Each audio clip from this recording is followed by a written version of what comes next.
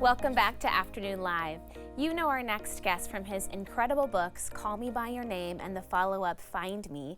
Now he's taking us back to his teen years in his powerful new memoir, Roman Year. We welcome author Andre Aciman. Thank you for being here. Nice to be here. It's such a pleasure to meet you. Set the scene for us of this book a bit. We kind of travel with your family from Egypt to a year of your life spent in Rome. That's correct. Basically, it's about our arrival in Naples first, and that same day we are taken to Rome. It's my brother, my deaf mother, and me. And we arrive, we were once quite wealthy, and everything was taken away from us. So we arrive very poor, and we're lodged in a sort of a poor neighborhood. And that is totally sort of surprising for me. Right. When it kind of colors your initial experience with the city of Rome, because you arrive in these really challenging circumstances, and it doesn't seem like a very nice place to you. No, actually, I got to hate it initially. And of course, with the passing of time, how can you say no to Rome? Right. But the center of Rome is something that I discovered that I grew to love. Right. And that I will miss for the rest of my life, though I go back to it all the time. Well, and you sort of discovered the city, is this correct, just by shopping around the bookshops? Yes. Because you were so obsessed with reading. That was how you kind of made your way around this incredible city. Well, basically, I was constantly avoiding Rome. Right. So I sat in my room and I would shut the shutters so that I wouldn't even have to look outside. I really didn't want to be in Rome. And eventually my mother said, you're entitled to one book a week. Okay. So I would buy one for 75 cents, basically, that's what it was. And I would go from one bookshop to another bookshop to another.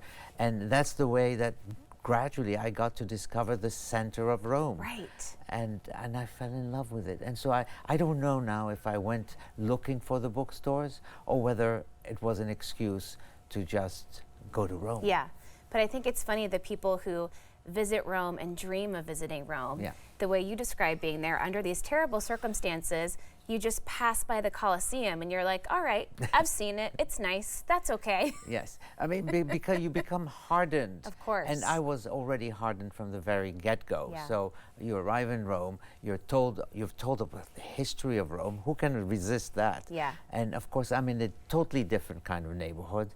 There's nothing like the Vatican or like the Colosseum where I live. Yes. So you don't see anything. You just see people every day going to the marketplace, which is where my mother had to go every day to the marketplace. And she got loved by people because she was deaf and they felt sorry for her. Yeah. And they really cuddled her. Yeah. Well, and it's interesting that so many people refer to you as an Italian-American writer. You have roots all over the world. You don't really consider that to be your identity, right? No, it's totally false. I mean, because I used to be an Italian citizen, but then, you know, I'm also partly French. My mother was born French. My father was Turkish.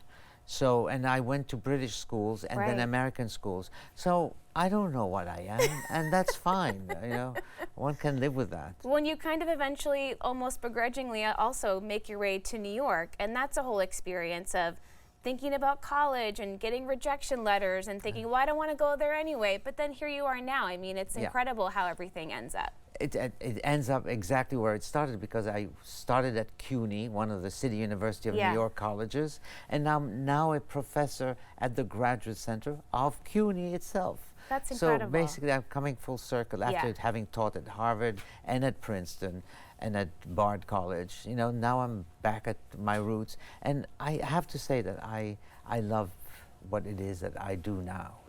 That's wonderful. Yeah. Tell me about the experience of your book, Call Me By Your Name, and the movie that followed it. What was that like for you, just to see how successful it was and to have that portrayed on the big screen? Well, I never expected it. First of all, I never expected anybody would publish the book. So I said, that's a very graphic novel, so it doesn't represent me. So I was willing to quash it right away. Right. Then, of course, a producer calls me after it was published and says, you know, we want to make a movie. I said, well, great, yeah, sure. And the next thing I know is that I meet Luca Guadagnino and James Ivory. They come to meet me, and they say that they're going to maybe make some adjustments for the cinema. And I'm saying, look, I wrote the book. I've done my job. You do yours, and I will not interfere in the slightest. Very nice. And I've never been unhappy with it because I love the film, and it surprised me as well. So I knew the plot clearly, but the way it was handled was absolutely fabulous. That's wonderful to hear that you enjoyed the experience so much. Well, we're glad that you're here with us today. Thank you so much for stopping by. Thank you for having me. Thank you so much. I want to let everyone know that Andre will be appearing at Powell's Books on West Burnside tonight at 7 p.m. We'll have more information on our website at katu.com. We'll be right back with more Afternoon Live right after this.